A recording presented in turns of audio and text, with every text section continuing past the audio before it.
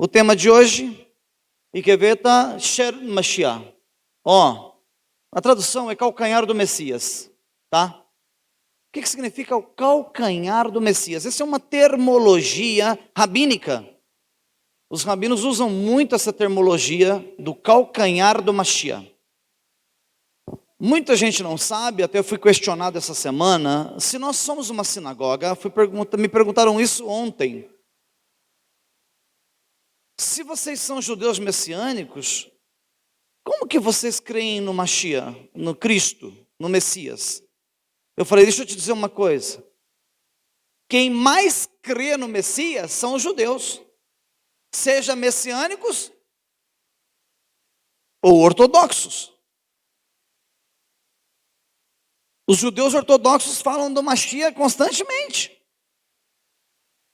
Tudo que eles vão comentar, dar ensino, grande parte dos estudos, está lá o Mashiach.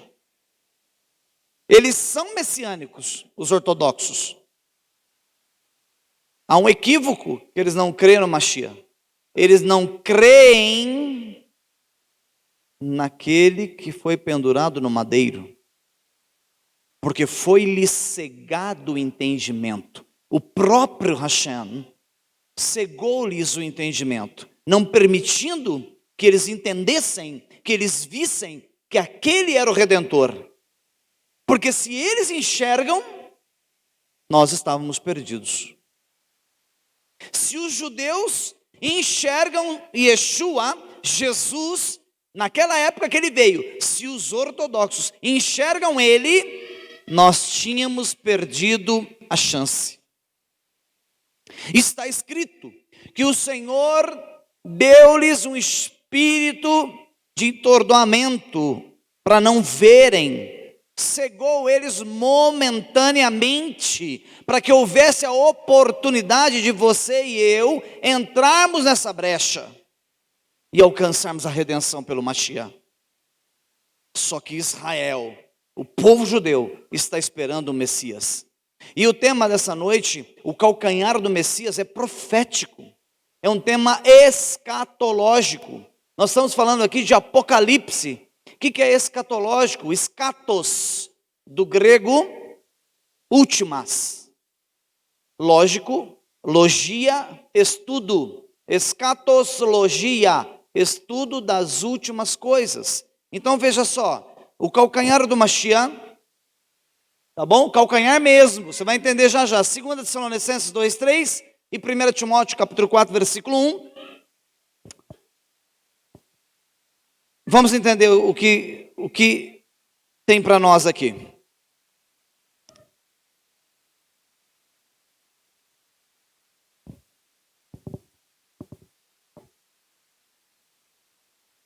Nós estamos na chamada Galut. Estamos na última Galut. São 4 Galuts, ou Galutot, que são exílios, diásporas. É por isso que tem festas aqui, que a nossa festa dura 8 dias. Lá em Jerusalém, em Jerusalém, no Eretz Israel, na terra de Israel, a festa dura 7 dias. Mas nós que estamos aqui, Brasil, México, não importa, Canadá, Europa, não importa África, não importa em qual país do mundo, qual continente, é 8 dias. Porque está no Galut, está na diáspora, está no exílio. Nós estamos no 4º e último exílio dos servos do Eterno, do povo judeu. O povo judeu sofreu 4 exílios. O primeiro deles se chama Babel, que é o exílio babilônico. O segundo exílio é o exílio de Madai, que é o exílio persa. Depois nós tivemos mais um exílio. Mais uma vez o povo de Israel foi expulso da sua terra, foi expulso da terra de Israel. Cada exílio aqui é porque eles foram expulsos, foram levados escravos. Foram levados escravos. Então, ora, uma vez na história, foram levados para Babel, para a Babilônia, Outra vez na história, eles foram levados para Madai, para Persa. Outra vez na história, foram levados para Yavan, o exílio grego. E o último exílio,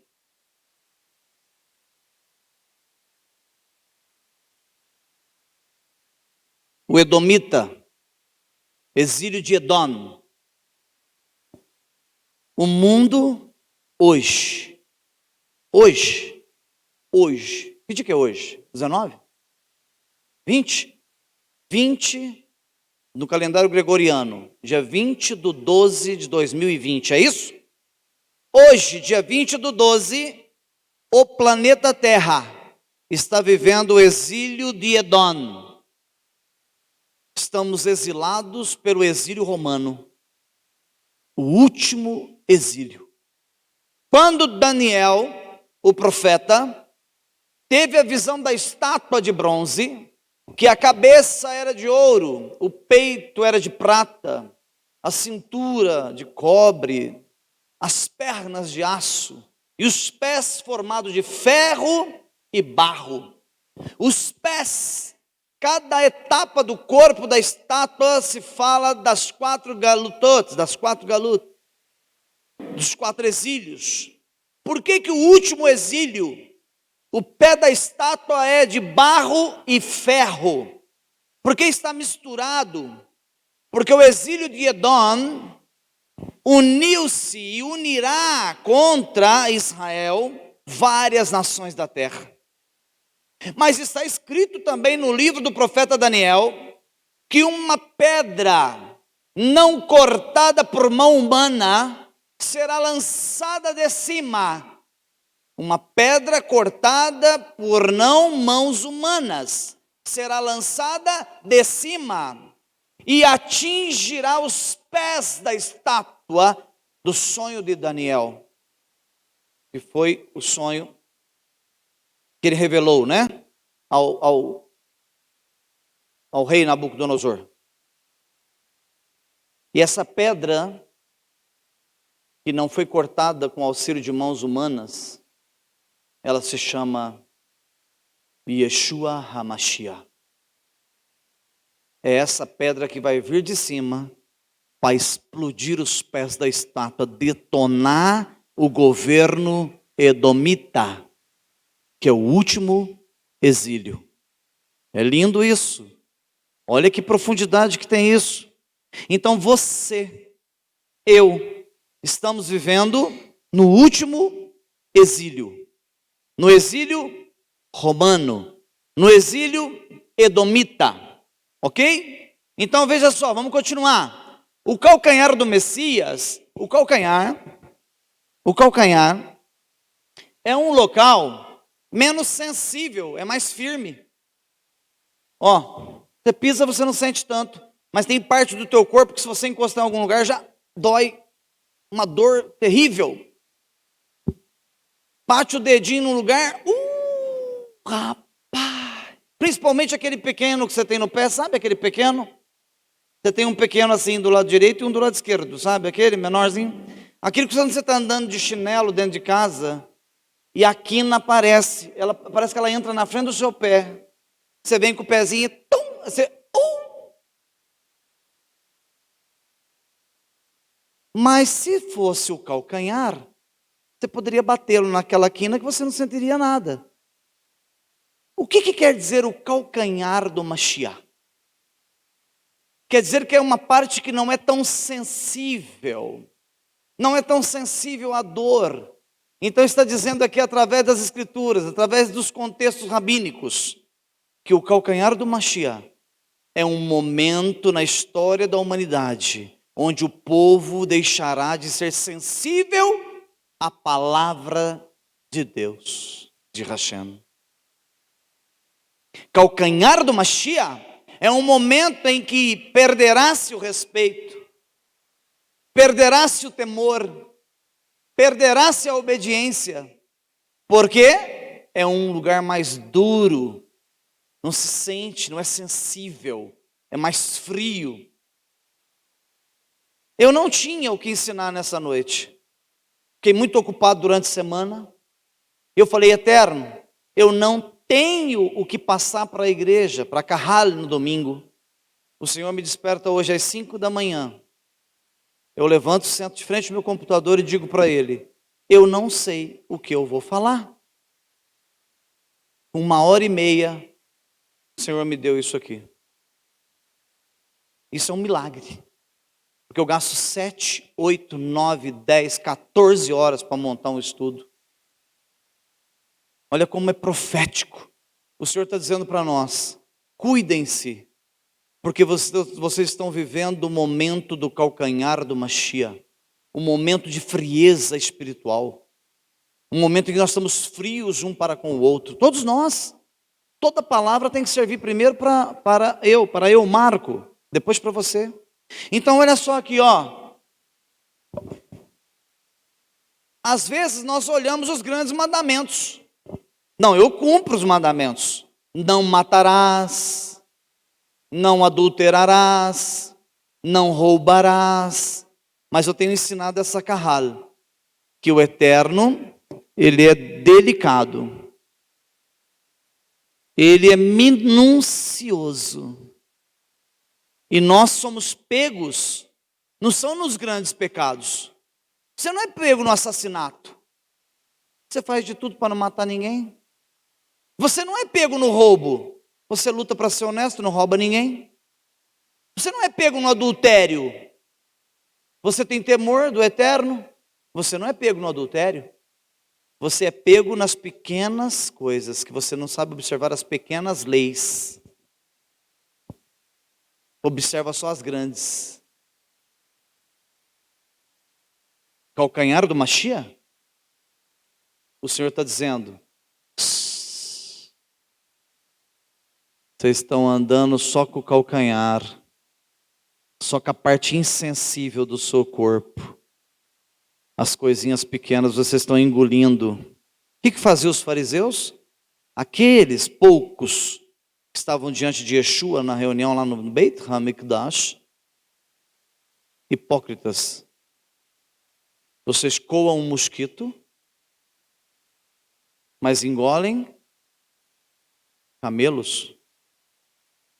Observa as grandes coisas, mas as pequenas vocês vivem quebrando. Olha como é sério. Então todo estudo que nós damos aqui na frente, como que eu comecei essa noite? Eu comecei com o 5º livro da Bíblia, Deuteronômio, Devarim, capítulo 28, versículo 1. Se atentamente ouvires a voz do Senhor teu Deus e obedecerdes. Como obedecer se não ouviu? Então vamos em frente? Vamos lá. Galut, diáspora, exílio. Nós estamos no estágio final. Como nós sabemos que estamos no estágio final do nosso exílio? O 4º e último exílio do povo de Deus. Nós estamos caminhando para a terra prometida. Nós estamos atravessando o deserto. Estamos atravessando o Mar Vermelho. E o último rio que nós vamos atravessar é o Yarden. Só que o povo de Israel ficou 40 anos acampado lá na margem do Yarden, do Jordão. Não pense vocês que eles ficaram andando 40 anos, não. Eles ficaram acampados lá na divisa, na fronteira. E por ali morreram os que já saíram com idade avançada. Que não foram dignos de entrar na terra prometida. Então veja só um detalhe. Veja só um detalhe. O último estágio será marcado pela falta da verdade.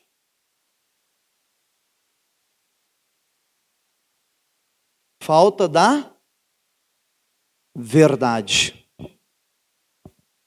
Quando você fala a verdade, as pessoas não querem ouvir a verdade. Ok? Esse é um dos pontos do último exílio. A mentira será exaltada. Ok? A corrupção dominará. Isso já está acontecendo? Hã? Sim? Já está acontecendo? A mentira está prevalecendo? Prevalece mais a mentira do que a verdade, não é verdade? Hoje, tudo gira em torno da mentira. Eu não estou dizendo que nós mentimos. Estou dizendo o mundo, ok? A mentira é exaltada. Valoriza-se a mentira e despreza-se a verdade. A corrupção está dominando, não é verdade? Ok? Agora olha só, as ilusões dominaram. As pessoas se iludem. É uma correria atrás do poder aquisitivo. Uma correria atrás do poder aquisitivo. É uma correria atrás de detalhes que são supérfluos. São supérfluos. Ok? Isso é ilusão. Ok? A ilusão está dominando. Certo? Olha lá. As aparências superficiais dominam. Sabe aquilo que eu sempre comento de Facebook, postagem, selfie? As aparências estão dominando. Então as pessoas vivem muito de aparência. Ok? Vivem, hoje a vida pelas redes sociais é 60%, 70% superficial, não é a realidade da pessoa. Isso também faz parte desse último exílio.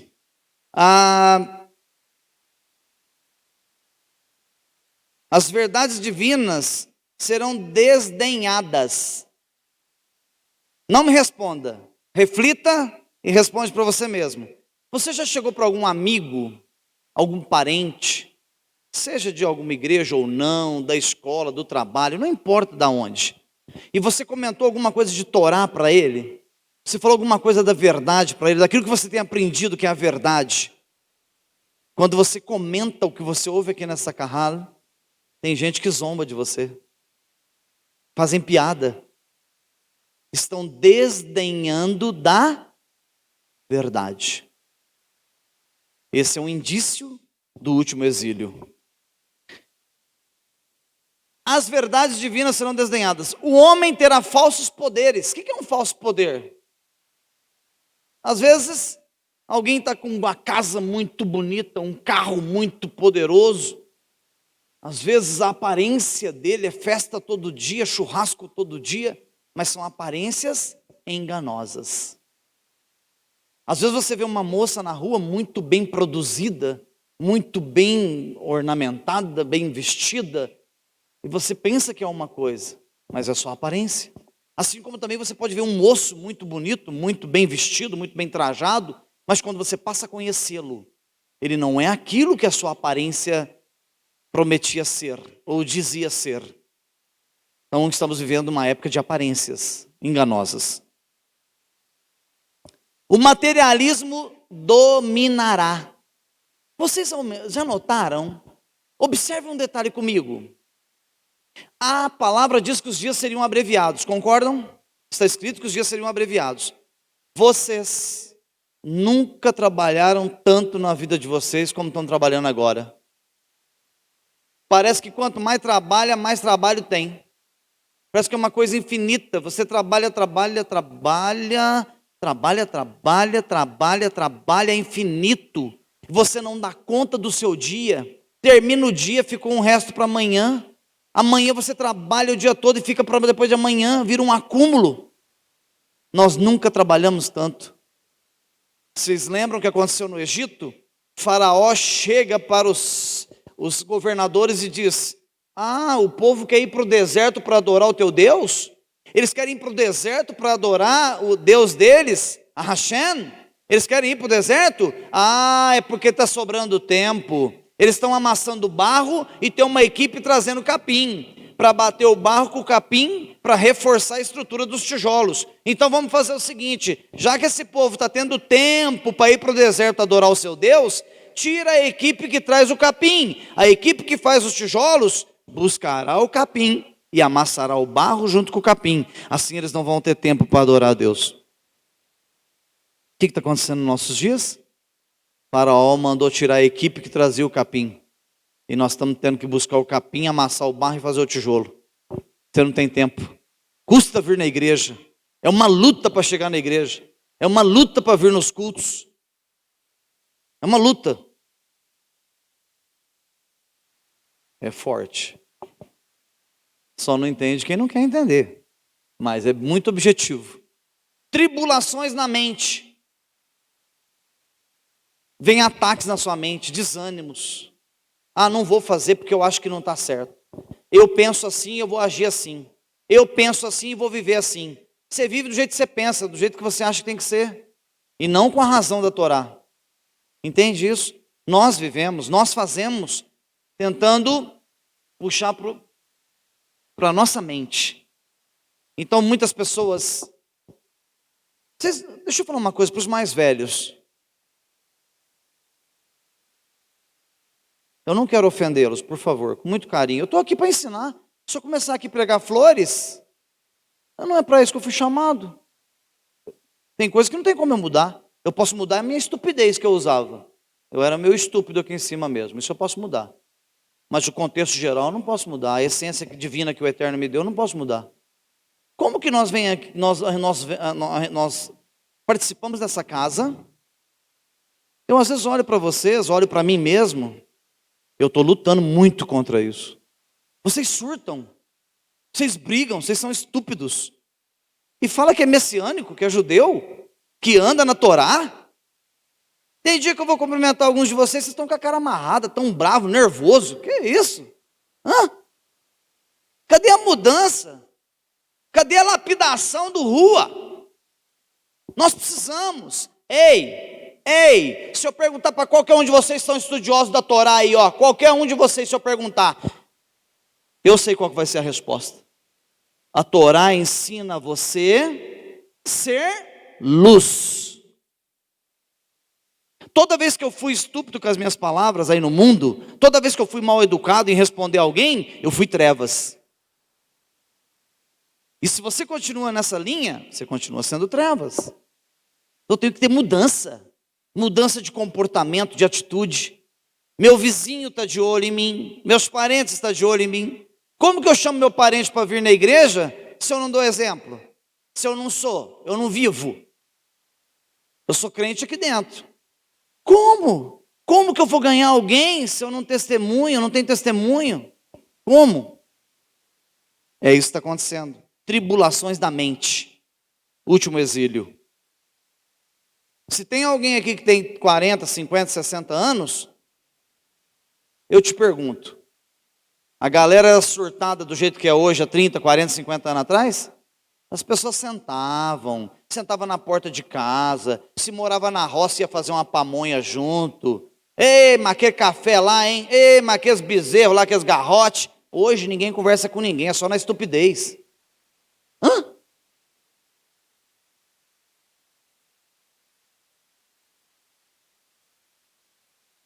Tem que tomar cuidado para conversar com as pessoas. Eu falo lá em casa, eu ando pisando em casca de ovos. Porque se falar errado, acabou a amizade. Tem que pensar no que vai falar, como que vai falar. Olha a geração que nós estamos vivendo. Isso é com a minha família. Eu estou falando lá em casa.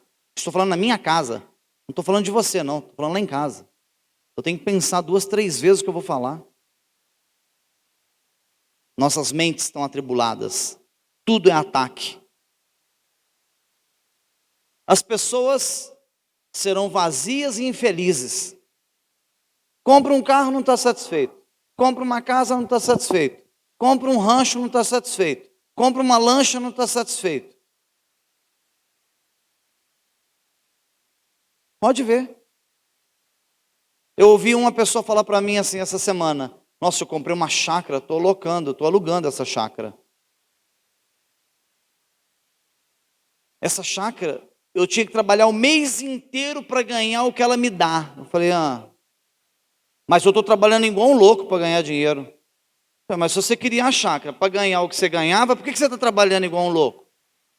É porque a ganância ultrapassou o seu limite. Se você só queria ganhar o que você ganhava, fica em casa. Concorda comigo? Concorda comigo? Mudou o quê? Não mudou nada, piorou. mais trabalho, porque agora tem um bem para cuidar, administrar. Nós continuamos infelizes com tudo que o Eterno tem nos dado. Não estou generalizando, mas isso é uma reflexão, isso é galut, isso é exílio, isso é domínio de Edom. O espírito que está dominando sobre a terra, o espírito de edomitas, que geram todo esse transtorno sobre todos nós. Vamos lá?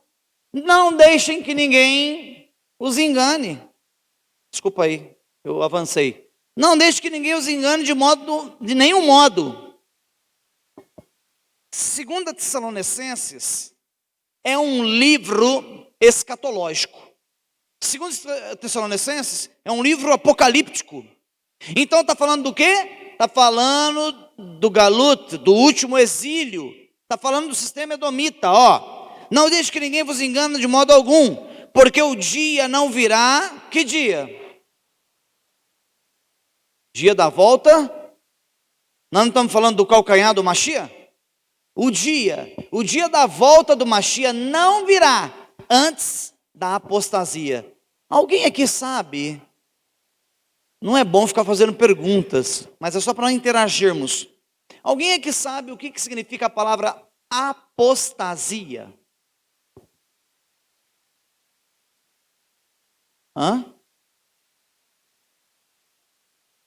Apostasia é você aprender um contexto torático da Torá e depois você sai, dá as costas e pratica o contrário. Se você praticar o contrário, você apostatou da fé. Ou seja, a apostasia é o inverso. Tudo que você aprendeu dentro do contexto da Torá e você amanhã para de servir ao Senhor, seja aqui em qualquer comunidade, você dá as costas e começa a praticar o contrário daquilo que você aprendeu, significa apostatar. E deixa eu te dizer uma coisa grave. A apostasia normalmente não tem volta. Quem apostata não consegue voltar. Você pode ver que muitas pessoas tentam voltar para os caminhos de Hashem, não conseguem por causa da apostasia. Então está dizendo aqui em 2 Tessalonicenses, não deixe que ninguém os engane de nenhum modo, porque o dia não virá antes da apostasia. Já está acontecendo a apostasia, meus amigos, meus irmãos, meus filhos? Já está? Estamos no ápice da apostasia. Nunca se ouviu tantas pessoas apostatarem da fé como agora. Nós estamos exatamente dentro desse versículo escatológico. Estamos vivendo os últimos dias. Se você não aprender, ouvir e praticar, você corre um grande risco de entrar para a apostasia. Então olha lá, e de ter sido revelado o homem que se separa da Torá. Oi, está falando de Torá lá em Tessalonicenses? De ter sido revelado o homem que se separa da Torá. Esse versículo tem duas vertentes. São dois ramos que saem daqui. O homem que se separa da Torá está falando do anti-Mashiach, do anticristo. Mas todo homem que prega, ensina, educa, instrui, seja em comunidades, onde for, que a lei não está mais ativa, ele é um homem que se separa da Torá. Ele está dentro desse contexto aqui. Contexto de apostasia. Isso tem que ser levado em consideração e ter muito cuidado. O destinado à perdição. Então, sim, permita ao Eterno que as nações, que as comunidades, que as igrejas venham compreender a Torá. Venham aceitar a palavra do Eterno. Venham entender e compreender, por misericórdia e graça do Eterno, que as leis estão mais ativas do que nunca. Porque, caso contrário, estarão combatendo contra a verdade. Ok? Isso também é Edom. Isso também é um espírito de edomita, romano. Ainda 2 Tessalonicenses, olha o que está dizendo lá no capítulo 2, versículo 10. Ele o capacitará a enganar de todas as formas ímpias. Ele quem? Ele quem? O Eterno permitirá que as pessoas que partirem para a apostasia, aqui está falando de líderes, que os líderes que partirem para pregar contra a Torá, o Eterno vai permitir que eles sejam capacitados. Eles vão ter poder de retórica, poder de eloquência, poder de convencimento que eles estão certos. Me mandaram 3 áudios ontem de uma pessoa refutando que as leis não estão ativas. Um líder. E ele usa um embasamento com uma retórica firme de que não existe mais leis. Isso são só pontos de referência. A Torá são pontos de referência. Então está dizendo aqui, em 2 Tessalonicenses 2,10, essa pessoa será capacitada. As pessoas no mundo inteiro que pregarem contra a Torá serão capacitadas a enganar. Elas vão ter um convencimento na palavra, uma retórica tão poderosa, que elas vão conseguir enganar quem está ouvindo, a sua plateia, de todas as formas ímpias, os que rumam à destruição. Quem é que... Aqui está falando de ímpio ou está falando de crentes? Crentes aqui eu estou falando de todos, nós somos crentes, que nós cremos. Aqui está falando de ímpios ou está falando de crentes? Crentes, está falando de servos do Eterno. Mas se está falando de servos do Eterno, como é que está dizendo aqui no texto que estão rumando à destruição? Como que crentes, nesse texto, está especificando que estão rumando, estão direcionando, estão caminhando, estão mudando o seu caminho, a sua direção, o seu rumo de caminhada para a destruição? O que quer dizer isso? Quer dizer que estão concordando com os heréticos e os apóstatas. Então eles estão rumando a... Quando alguém prega contra a lei de Deus, contra a Torá, o povo diz: amém, aleluia. Então eles estão concordando. Aqui são dicas, são instruções. Não estou denegrindo. É um alerta para nós. Os que rumam à destruição. Onde é que fala que aqui é para crente, para nós, para servos? Porque não receberam amor pela... Vamos melhorar essa frase? Essas pessoas que estão rumando à destruição não receberam amor pela Torá. Olha que lindo. Não receberam amor pela Torá. Quem não recebe amor pela Torá, quem não ama a Torá, não dá ênfase, não se apaixona pela Torá, está rumando à destruição. É muito forte isso aqui. É chocante esse negócio. É que nós nunca vimos por esse prisma. Mas quando você começa a esmiuçar o texto, e que você começa a entrar nas entrelinhas, você começa a entender melhor. Então o não cumprimento das mitzvot, a não observação das leis da Torá, está levando a pessoa à destruição. Porque não receberam amor pela verdade. Eles estavam até caminhando em direção à Torá, mas não concordaram com isso. Então eles começaram a arrumar, eles mudaram o caminho deles, começaram a mudar o caminho, e eles direcionaram para o caminho da destruição. Escuta isso. É sério e é grave. Qual o caminho que ele estava? Da Torá. Olha o que diz o escritor de Tessalonicenses para a igreja de Tessalônica, ó. Quando eles estavam no caminho da Torá, segura aí que essa aqui é forte, hein? Quando eles estavam no caminho da Torá, observando os mandamentos e cumprindo, poderia salvá-los.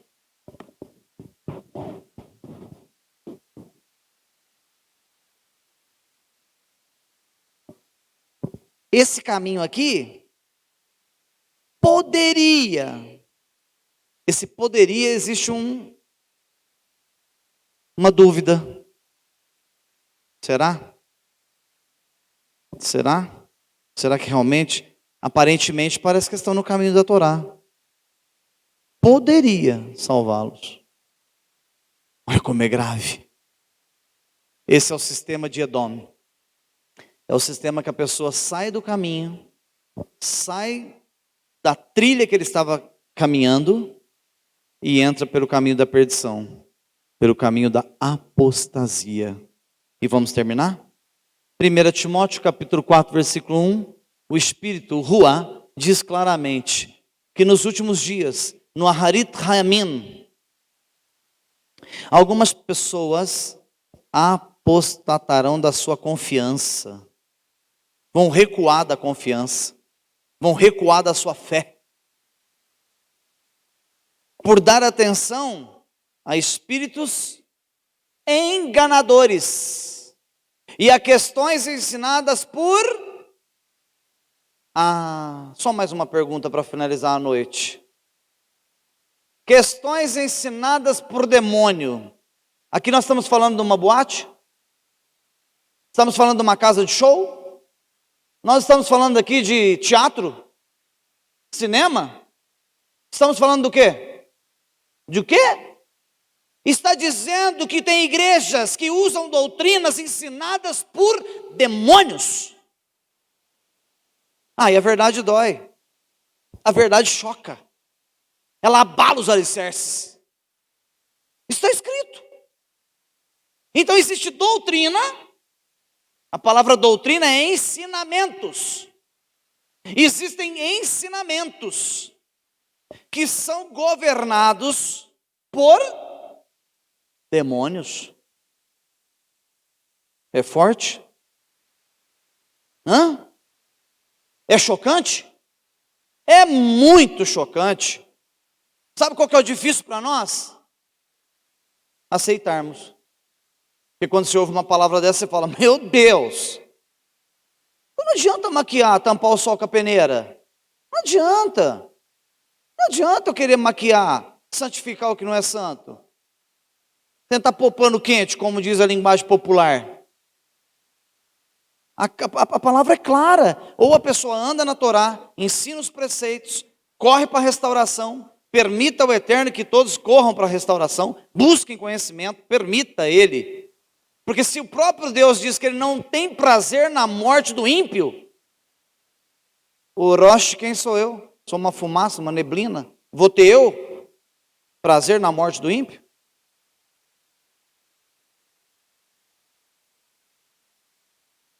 Então, atentem-se para o governo de Edom.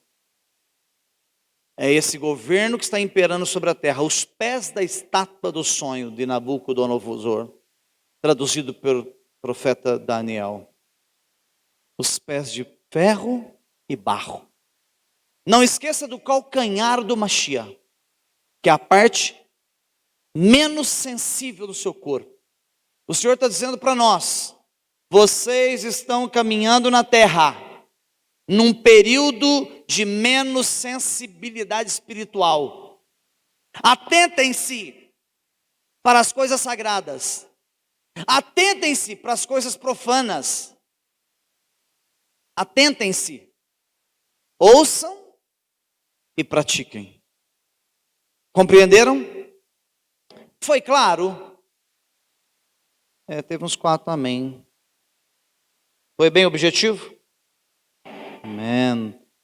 Que o Senhor, misericordioso, compassivo, bondoso, no seu infinito amor, que nós cremos e esperamos nele, que ele tenha misericórdia de nós, nos faça compreender, entender, praticar e alertar os nossos irmãos, nossos amigos, que possivelmente, que provavelmente, que corra um risco de se apostatarem, que possam compreender essa palavra, possam compreender essas profecias, e que nós aqui dessa Kahal possamos nos redimir, falar ao Senhor que tenha misericórdia de nós, de cada um de nós, para que nós diminuamos o nosso egoísmo, nosso egocentrismo, toda a nossa soberba, toda a nossa ira, toda a raiva que passa por nós às vezes no dia a dia.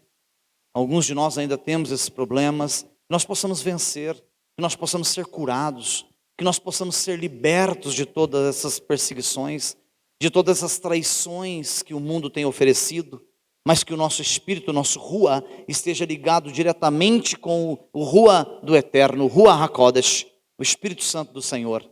Então é assim que eu termino essa ministração, profetizando sobre a tua vida, que nós possamos melhorar, aperfeiçoar, elevar nosso grau de espiritualidade, que nós possamos aproximarmos do Eterno, que nós possamos crescer em conhecimento, em santidade e em humildade. Em o nome de Yeshua HaMashiach, eu profetizo sobre a sua vida a graça, a misericórdia, o amor, toda a bondade do Senhor, e que Ele nos capacite, nos dê sabedoria para praticarmos, vivermos e podermos regozijar, desfrutar das bênçãos que Ele tem para conosco. Em o nome de Yeshua, seja abençoado. Boker Tov, uma boa semana, o Senhor seja convosco.